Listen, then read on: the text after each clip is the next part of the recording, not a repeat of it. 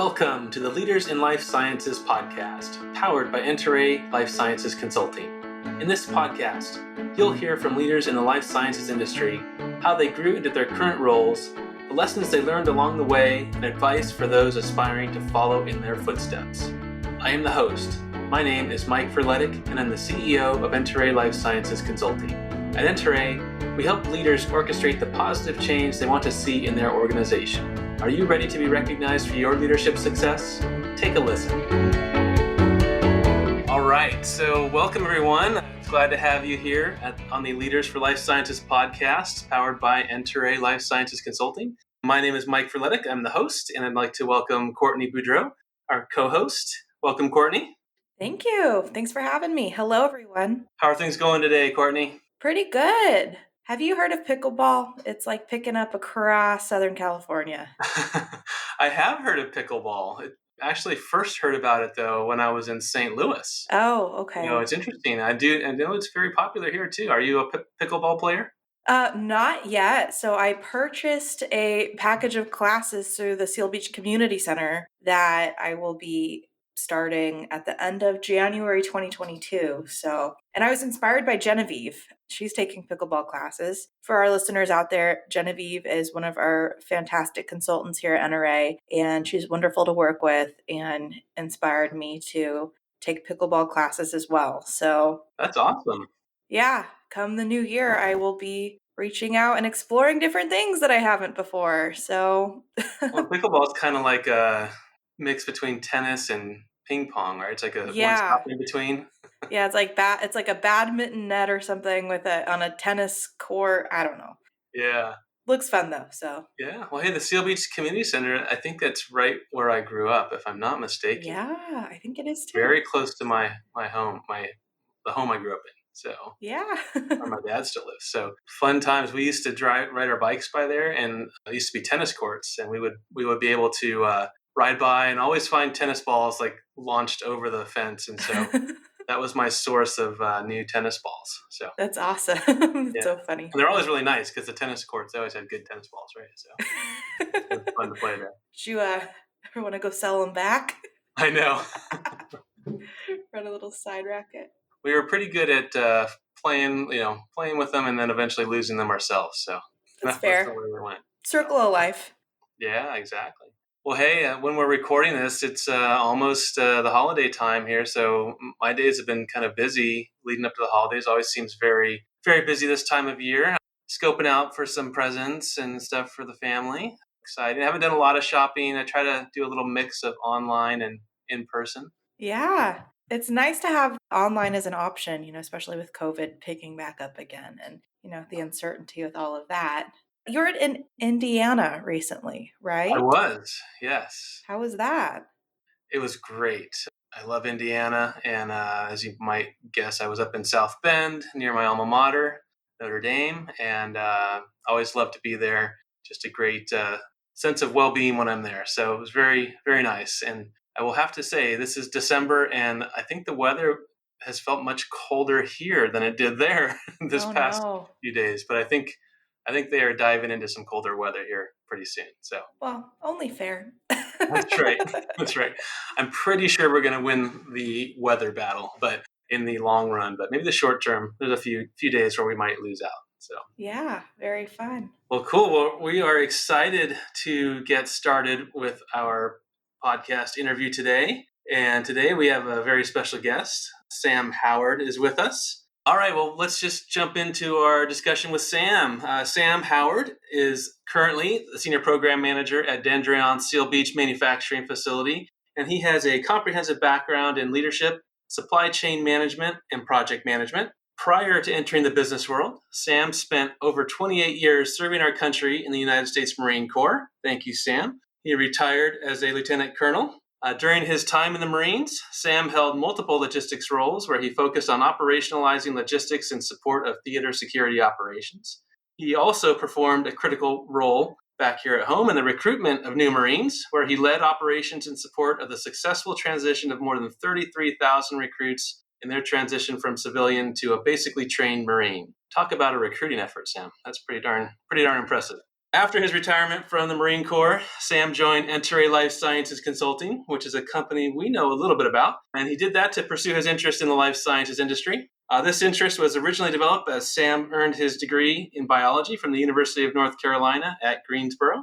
After serving as a manager at Enterey for nearly 3 years, Sam has taken a role at Dendreon, a company founded on the belief that immunotherapy made from a patient's own cells will transform cancer treatment. Sam is supporting Dendreon's efforts to expand their contract manufacturing capability in the fast-growing personalized medicine space. So without further ado, I'd like to welcome Sam to the podcast. Welcome, Sam. We're looking forward to talking to you.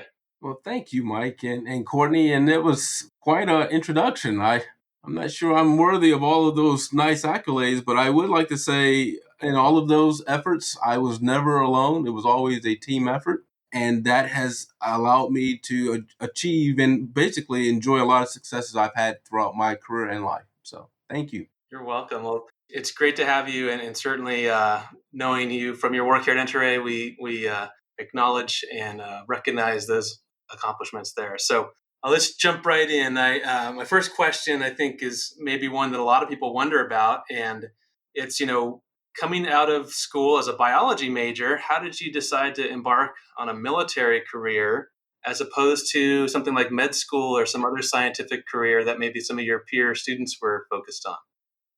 Mike, that's a great question. One I've had to answer on numerous occasions. Yes, absolutely. Because, people have asked, wait a minute, you were a Marine and now you're in life sciences. How and why? And I guess to kind of fill in, I guess, some of the story, you have to go back to, my basic understanding as a sophomore and a junior in college. I'm going through taking classes, attending labs. And along the way, I think I mustered up the courage to ask one of my counselors, what am I going to do with this degree? And they kind of laid out a couple of options. One was to obviously, work in a lab. I'm like, okay, kind of by yourself, seems very repetitive. I don't know if that's something that's going to appeal to me. And the other one was pharmaceutical sales. And I'm like, yikes, no way. I am not cut out to be a salesperson. What do I even know about talking to people about, different activities? And so I really started thinking about, what am I going to do going forward? Obviously, I'm going to complete my program, and I'm going to pursue something in the obviously as a professional. What do I want to do? And along that time, the Marine Corps came up and gave me some options. And one of them was, hey, why don't you get your degree and come and actually lead Marines? And I said, that's interesting. And they talked to me about being a platoon commander and what it actually means to serve your country. And, the opportunities you have to travel and to grow as a professional. And I was like, that sounds very appealing. I think I would like to see if I'm up to the challenge of actually leading Marines in a very dynamic and obviously in some cases kinetic environment. And so I chose to do that, fully thinking that I was going to go do it for 4 years and come right back. And somehow 4 years kind of moved on. And next thing you know, it was a career. I was enjoying it. And I decided to continue to go until I couldn't go anymore. And so after that, wrapping that up, I came back and said, well, now what do I want to do? And I remember what I liked about the challenges of the Marine Corps, which was, can you lead people? Yes, I love leading people. Can you work and solve complex problems? Yes, I can do that. I love doing that. And can I make a difference? And I realized those are three things that really drive me as a person, as a professional. And I was like, I want to do whatever I'm going to do in my next career. I want to be able to lead people. I want to be able to solve complex problems, and I want to be able to make a difference. And I started looking out my search, and along the way, surprise, surprise, I stumbled back into life sciences, and the opportunity was there for me to be able to lead people, again, solve some complex problems, and to really make a difference. And so that really appealed to my core. And at the heart of of my upbringing was always that scientific curiosity. So it just kind of checked all the boxes. So I came back and said, yes, I would love to be a member of the life science community. I started my networking, making sure that how do I actually get back in? And along the way, again, you walk in and you never know who you run into. And I ran into some great former armed services members who really talked to me and encouraged me to look outside and develop those contacts. And then all of a sudden, one day I ran into this person called Ryan Coughlin. And I'm like, wait a minute, Ryan Coughlin, he's a Marine and he works at this company called Enterey. Hey, Ryan, I'm a Marine. I want to get in life sciences. Let's talk about Enterey. And before you know it, I was with Enterey, actually working with some great people, trying to come up and solve some complex problems, and in the end, making a difference in people and patients' lives. I love that story. It's great. Yeah, it's amazing. Really good kind of journey from military to getting back into the industry. And, as you mentioned, your leadership experiences, and this podcast is about leadership. And I think you may have learned some things in your educational experience on the biology side that may have given you some structure for being a leader in the Marines, and then applying that back to the industry. I'm just curious if there are some correlations that you recall from that time. Absolutely. And I think at the heart of it, and again, I'm going to use the word scientific process. You want to actually do something, you want to observe and then make changes. And I found that approach to kind of line up perfectly again with my values and beliefs. And the way that I was able to use that structure in the military for me was pretty straightforward. If I was given a task and an opportunity to either lead a particular mission or work and develop a solution with people, I always stepped up with that, saying, here's what I think we want to be able to do. Let's make sure we understand what it is we're going to do. And then let's start taking some appropriate actions and see if those results line up with what we wanted to have occur. And so for me, the transition, I won't say it wasn't always natural, because there were some elements that, required a little more hands-on approach, meaning like communication. Obviously, I had to deal with a lot more people, a lot more dynamic and fluid and in some cases, because of just the geographic of the area that we worked in, and in some cases, the nature of the mission that we were assigned. But in the end, I think having that approach and understanding that, yes, there's a cause and reaction to your activities allowed me to really develop and key in on how, as a leader, how I'm able to help shape the activities and the outcome for my mission, and more importantly, for the people that I was assigned to lead. So definitely a correlation. Yeah. It seems that, leadership is innate with you, and that's kind of what drew you to the Marines, was the leadership aspect. So my question for you would be, do you think all leaders are born and innately made, or do you think leadership can be kind of fostered and developed within people? Well, that's a great question, Courtney. And again, as one, to be honest, that we've been asked to ponder on numerous occasions. A leader's born or a leader's made. And again, I think my personal belief is it's a combination. Yes, you are born with some innate skills and capabilities. And I think it's incumbent upon you to kind of help develop and refine those skills to, again, develop that leadership skills. And so I've never met anybody that was a perfect leader. No one. I don't think any. Maybe there's one or two that exist, but to be honest, I've never encountered them. So I think along the way, the people that I admire as leaders, well, one, they were humble. They were willing to say, "Hey, I don't know everything," and they had the courage in some cases to say, "I don't know." And they definitely looked and sought out opportunities to help develop and refine those skills. And when they noticed that there was a gap in either their ability to execute or maybe a gap in their knowledge, they didn't let that hinder them. They decided to take action. And to me, that's the very definition of a leader. It's not knowing the answer, but being willing and able to actually come up with a solution to solve it. That's the difference as a leader. So. Yeah, that's amazing. So I know that a lot of these life science companies really rely on their management teams to help drive their employees and drive their personnel towards their end goal, which oftentimes is getting medicine or to patients. What do you think is the difference between somebody who's just a manager and somebody who is a leader to drive folks towards that goal? That's a great question. And again, it's something that I've been able to actually walk through with members of my project team, and on occasion I actually talk to our senior leadership about as members of the steering committee. And it's never a really straightforward and simple answer, but the way I kind of couch it is, leaders actually come up with visions. They have a vision. They don't know the answer, but they have a vision. And I think managers often devolve into giving out tasks and managing a list.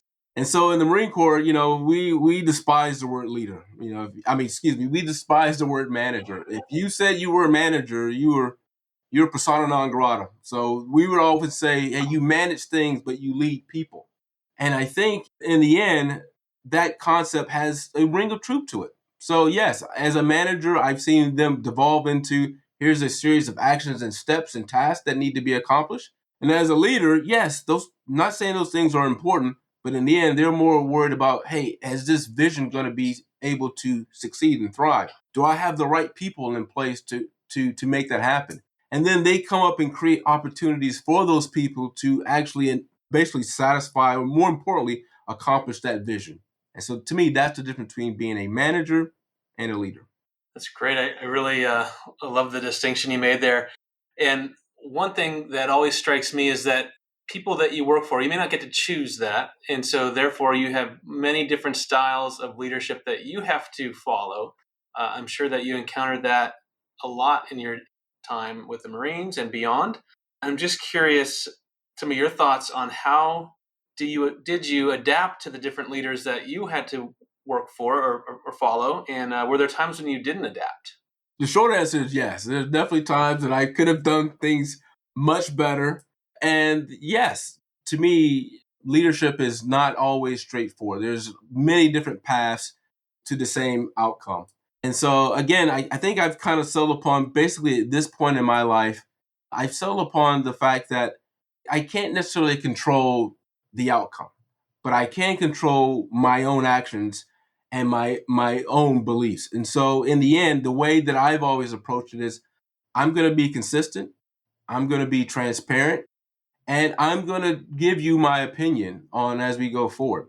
And that has worked for me going forward. But again, that wasn't always the case when I was younger. And when I was younger, it was, hey, this is how we're going to do it. And I was I was more than willing to challenge people saying, why are we going to do it this way? And again, as I've gone through this, I call it a maturation process, I realized that's not necessarily my way is not necessarily the best way. So my way is a way, but there may be a better way. And as a leader, going back to being that leader, sometimes, and a lot of times, you need to listen and actually learn and see, hey, why do you want to do it that way?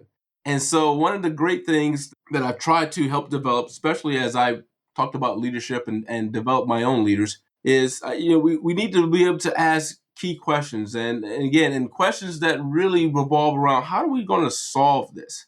And so I used to tell my Marines and I tell my consultants going forward, hey, the question of how as opposed to why. Asking that how question allows people to really give an honest answer, and it doesn't necessarily make them defensive about a position that they may hold. And so I've really learned as a leader going forward is I like to ask the how questions and opposed to the why are we doing something. And that has made a big difference going forward. And so the how questions paired up with my own opportunity to listen and to learn and realize that my way is not necessarily the best way, I think has allowed me to be more successful and definitely allowed me to realize that there's many different leaders, different ways to all see the objectives.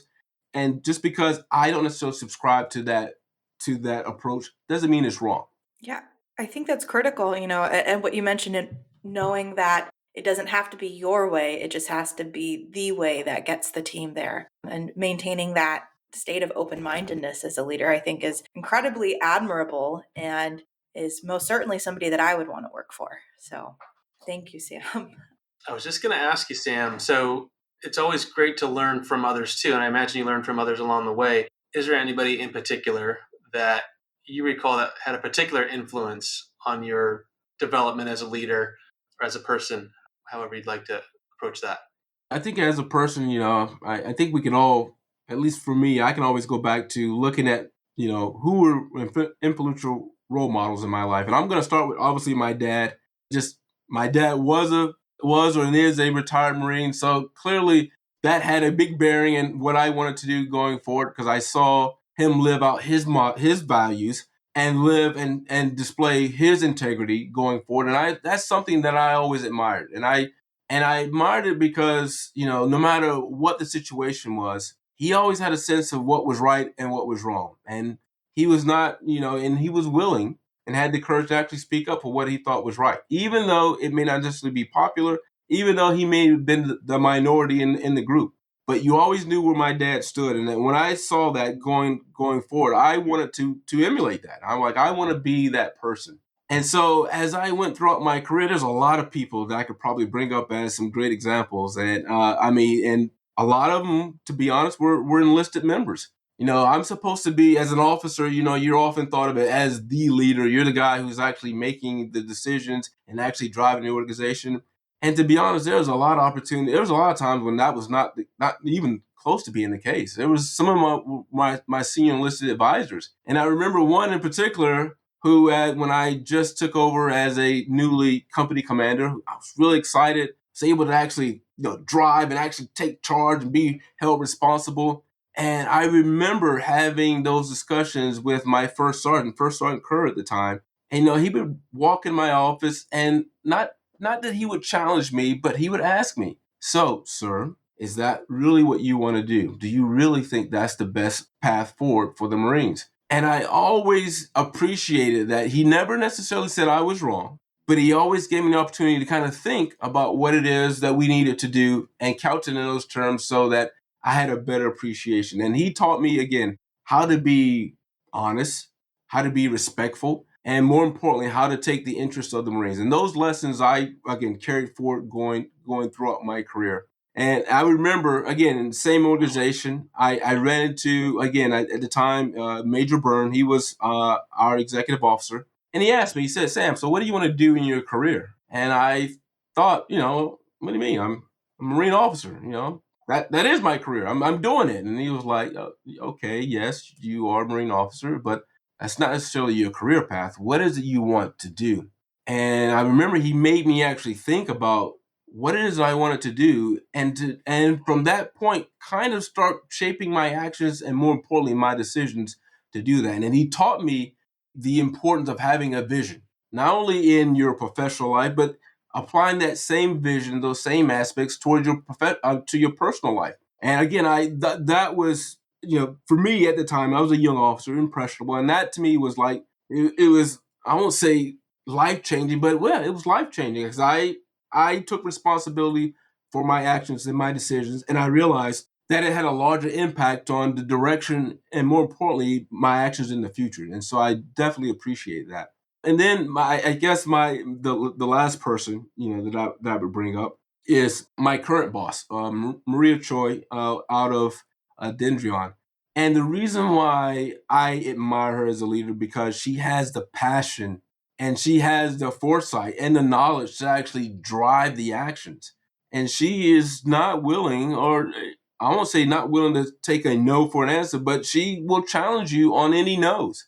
And I love the aspect of her being, for one, challenging people's position, and then more importantly, creating that vision for us to follow. And so, because of her passion and because of her vision, it makes working for her so much easier because I realize that even if I make a mistake, as long as I'm working toward the goal and the vision you have, I'm going to be okay. And the organization is going to be okay. And so she kind of taught me that it's okay to make mistakes and to not necessarily be perfect. As long as you have the best intent in mind and that you're actually trying to accomplish the vision, whatever you come up with is going to be acceptable. And so those three people, I guess, throughout looking at my career and my time, really had an influence, and they kind of helped shape me, my values and my beliefs, and I guess my appreciation for what it means to be a great leader.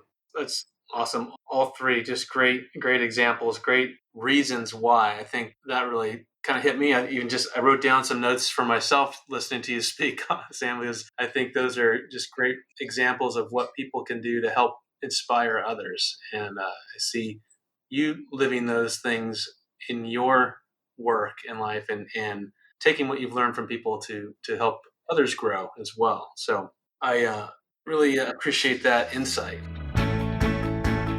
Hey, Courtney, a lot of our clients we work with have great ideas on how to improve their business, but they just run into challenges that seem to get in the way of accomplishing their goals. Have you ever seen that? Yeah, of course. It happens all the time. I've seen clients struggle with a lack of visibility into all the work that's happening within their organization. I've seen clients that are focused on manual tasks, which takes away from focusing on the actual project work. And I've seen leadership struggle to make decisions due to lack of timely information. That's so true. It seems like just knowing the problems to fix is only half the battle. How'd you help your clients address those challenges? Well, we of course first work with our client to design a structured management process that fits their culture and team. And in a lot of situations, we bring in tools like Smartsheet to help the entire project team be more efficient. With the help of Smartsheet, we were able to create dashboards, automate routine tasks, and have the information ready in real time to help support leadership's decision making. Wow, it sounds like you not only execute on the project, but your work helps everyone get more done with less work. I hope so. Smartsheet is a powerful tool, and my clients seem to be really happy with it. That's great. Now, if somebody needs help on their project, what should they do? They should check out Enterey.com and schedule a call with us to see how we can help. Sounds like a great idea. Well, thank you. All right, Sam. So, in talking about the leaders that you just described, a lot of it, in what you took away from it was just getting better a little bit each time, right? Not worrying about making mistakes, but trying to get better and focusing on learning and growth. So, one question we'd have is, what is one minimally viable thing that you can do each day to make yourself better on an ongoing basis? To me, it's reading. It's just reading. And the great thing about, to me, I'm going to say the internet is, there's just limitless opportunities for you to pause and actually learn more about a particular topic, maybe a particular concept that you really maybe never even encountered before. So again, going back to my days in the military, we were given opportunities to actually go study. And, we would be selected to go spend a year, actually, no kidding, learning our craft and learning how we could apply the principles of warfighting. And I remember we had a class one time, and one of the professors challenged us to be lifelong learners. And I'm like, at the time it was like lifelong learners. Okay. And at the time, again, I'm young. That didn't really sink in, but it was amazing as I started thinking about more and more. And I'm like, yes, how else can you possibly lead and continue to get the best out of people if you yourself never evolve? And so to me, the ability to read. And again, not that I don't care what the topics are, because topics I think are important, but I think just committing to the idea that I'm going to read something new every day. Maybe it's about the industry. Maybe it's about, I don't know, your favorite sport, but just committing to that aspect will allow you to develop those habits that I think are very important as a leader and as a member of this, obviously the life science industry, which is you got to be that lifelong learner because things change. And, and we're living at the process right now at Dendreon where things are changing for us. And we have to be able to understand what are the new concepts, what are the new things happening inside the industry, and how can we actually help foster and build that ideal to get it to, again, our patients. And that won't happen if we're just concentrating on the day-to-day activities, worried about meeting timelines, filling out spreadsheets, and attending meetings. You have to pause and be able to read. And again, having that natural curiosity and committing to being that lifelong learner will allow that. That's awesome. Totally agree. Great. I was going to say, I see you have a bookshelf behind you. And for our listeners at home who can't see, Sam sitting at his desk with a bookshelf full of books and photos and a stormtrooper head. But based off of that other question, what are some of the best books you've read? Let's see, best books I've read. There's, again, sci-fi is definitely one of my favorite. Dune is a great series, so I got to go back to Dune. I love the Dune series. I think I've tried to reread each book probably multiple times. I love that as both a genre and both as just topics. I mean, just the concepts of trying to understand the underlying themes, of religion, for example, in Dune. But I guess one of the great books that I just finished, and I'm gonna pull back and look at it. So I just finished reading Jobs to Be Done, and it talks about theory to practice of how do you actually come up with this concept?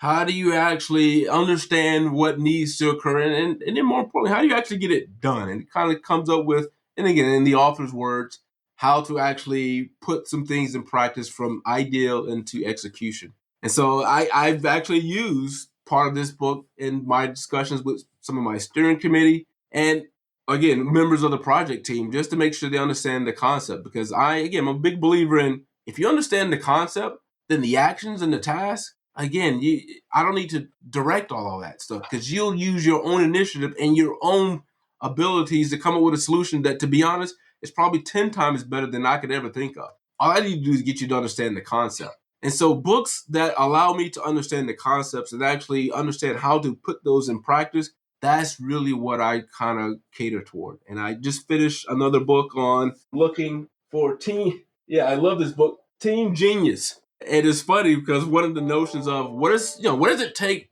for for the ideal team, and it is again the author kind of concedes that the ideal team consists of 5 plus or minus 2 people. So it's like either 7 or 3 people. And it's funny because I used that when I started talking to my steering committee, saying, you know what, we got too many people in here. We're not able to effectively make decisions. We're not communicating correctly.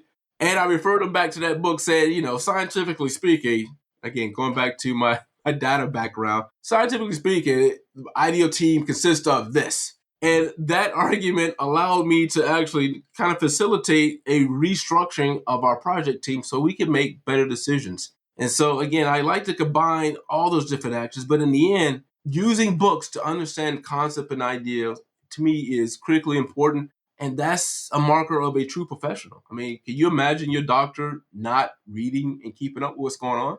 That would be terrifying. Yeah, I would be terrified as well, as you should be. And to me, as a market professional, yes, you should have some books. You should be able to understand some concepts. And again, to me, that's the kind of books, and that's what I kind of devolve into. That's great. I love to buy books, and I have not done as good a job of reading all those books. My wife will tell you, I'll order a book, a new book will arrive at home, and I have every intent to read it. But it goes onto a stack of books that I haven't read. And so this is a practical question. What's your best advice for getting more reading time in? You got to put it on your calendar. I mean, I hate to say it, but we're all kind of driven. We're conditioned to understand and work within a calendar. And in the way that I again kind of approach it is, you schedule the things that are important to you. So if you schedule the things that are important to you, then all of a sudden it becomes something that you're going to follow up and act on. And so, even the idea of reading, because I, again, remember going back to my military time, we had, again, another professor walk in and he threw out this concept of speed reading. And I'm like, again, what is speed reading? What are you talking about? And he laid out this notion that, do you need to know every word in the book to understand the concept? And he challenged to say, no, of course not. So he said, if the author is really good, then the author is going to basically lay out his idea. He's going to lay out supporting arguments for his idea. And then he's going to conclude by repeating what his idea was. And he said, for you as a reader, that's what you want to understand because the rest are just examples. And he said, but do you understand the concept? And so I go back to, do I understand the concept that's being pulled out inside the book? Because I'm going to have my own stories. And maybe I need to know 1 or 2, but do I need to know all the stories? Maybe, maybe not. But to me, that the first step is just scheduling the time. And the second one is make sure you understand what you're reading for. And for me, a lot of times is I'm reading to understand the concept. What is the concept that they're trying to offer so that I can take it and apply it using my knowledge, my training, and my experience into action with my team members. That's great advice. And I think a really good point. I know when I was doing a good job of reading and getting through my list of books, I was just dedicating a small amount of time, even just, 15 minutes, 20 minutes a day. And that makes a big difference too. Yeah, absolutely. Love it. So one thing, Sam, I know you're really good at is networking. And I saw you network effectively when you were here at Enterey, and just curious what your tips are from a networking standpoint, and how do you go about meeting others in a leadership capacity or to learn more? What are your strategies there? Yeah, you're being way too kind. I don't know if I'm good at networking. I'm just okay with people saying, no. And I think there's maybe a slight distinction. because the first thing I learned was you have to be comfortable with putting yourself out there. I mean, that's the first step. If you're waiting for someone to walk up to you, then you've already lost the battle. You might as well go home. So I think that, and again, there was lots of opportunities to be kind of develop that. And then I started realizing why do I walk up and talk to certain people? Why do certain people hold my interest and certain people don't? And, I started thinking about what I liked when I met, when I interact with new people. And I started to try to model and actually show that. And so to me, the first step is, you can call an elevator pitch, and that's fine. But why are you talking? What do you want to talk about? And so just understanding, and being very succinct about it, understanding what it is that their interest, what's going to interest them, and being able to encapsulate that in 3 to 4 sentences, to me, is always key. And so I've always tried to make sure that I understood the environment, make sure I understood what I thought that particular member wanted to understand or get from me, and then try to actually develop that. And going through that, and again, a lot of practice. And again, I still don't think I'm very good at it, but just kind of practicing and actually walking up and just talking to people and being genuine about, who I am and what do I want to do? Because what I found is that people, at their heart, they want to help. And if you tell them kind of what you want to do, they'll think about, how can I help you? And it's amazing. Next, you're having a conversation about what it is that you want to do and how you can help them. And in the end, to me, you develop that connection. And to me, networking is about developing that connection. You're not necessarily going to solve all the problems, and nor do you want to solve all their problems, your networking encounter. But you do want to leave open opportunity that, hey, look, I'm interested in trying to see what I can do to help you. And normally they will correspond and communicate the same to you. Very good advice. All right, Sam, that was great. I think we're going to head into wrap up here. But before we do, we'd like to play a little game in our podcast here. We'll have a little fun, I should say. All right. So, Courtney, I'm going to turn it over to you. I think you're going to do a little speed round of questions. Yeah, thanks, Mike. Yes, so I do have questions. They are for fun. Whatever the first thing that pops in your head is fine. And if you want to pass a question, just say pass and let me know. So I will ask Sam about 10 questions, and then it'll be Mike's turn, and then we'll say goodbye, unfortunately, too soon. So, Sam, you're up first. Are you ready? I am ready. Okay. I'm leaning forward in my seat. Okay. All right. On your mark, get set, go. What has been your favorite age so far? 25. 25. What's your go-to lazy dinner? Spaghetti. What is your favorite thing to do in the summertime? Play basketball. What is one of your nicknames? Whew. Yeah, we may need to pass on that one. Come back to that. What movie do you enjoy quoting the most? Star Wars. If you could be transformed into one animal, which one would you choose? One animal. Yeah. I don't know if I could pick one animal. Okay. I don't know. Okay. I guess we'll pass on that one because I don't have one animal. What dish do you cook the best? I get to grill, so I'm going to say anything that I can grill, I normally do a decent job on. So steak and chicken. Okay. What story do you tell the most often? The story that I tell the most often. Does it have to be true or is... No. Story I tell the most often. I probably tell, this is definitely for my children. I tell my children the story about the 3 rules, because there was 3 rules that we had that I'd given them as they've grown up. And so we always review and we go back to that story about what are the 3 rules that I abide by. So very cool. And what is your hidden talent? Hidden talent. That I could be extremely quiet. I don't know. I don't know if I have a hidden talent. That would imply that I have some talent. So I don't know. You do have talent. I would say that being quiet is a talent of yours because it's normally not good when you're super quiet and it's scary but effective. Well, yes, thank you. But then yes, I'm gonna stick with being quiet because, as you know, I definitely got opinions on everything, and And if I think there's an opening, normally I'm willing to share. So I do practice and try to be quiet. Very cool. Well, thank you, Sam. That wraps up your turn. But Mike Frenetic, I'm looking at you next. All right. So, are you ready? I am ready. I just have to say, based on your Star Wars answer, and that explains the stormtrooper there, Sam.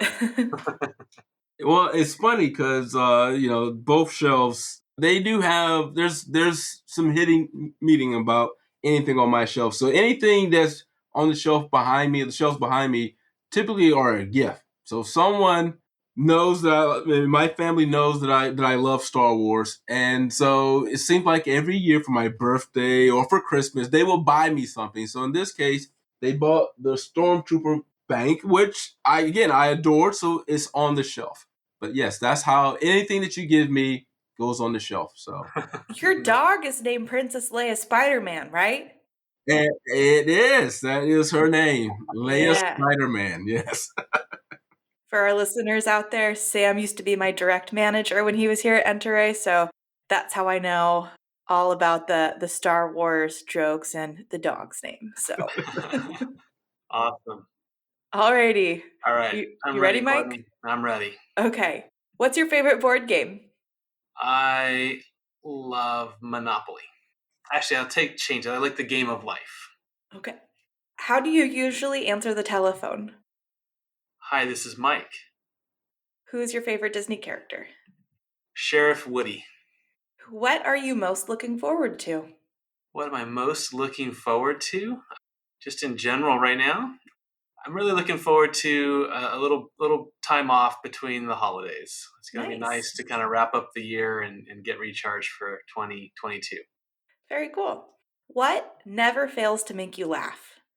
Our dog had her teeth removed, one of our dogs, and that in itself is not funny, but the poor thing can no longer keep her tongue like in her mouth, so it sticks out to the side.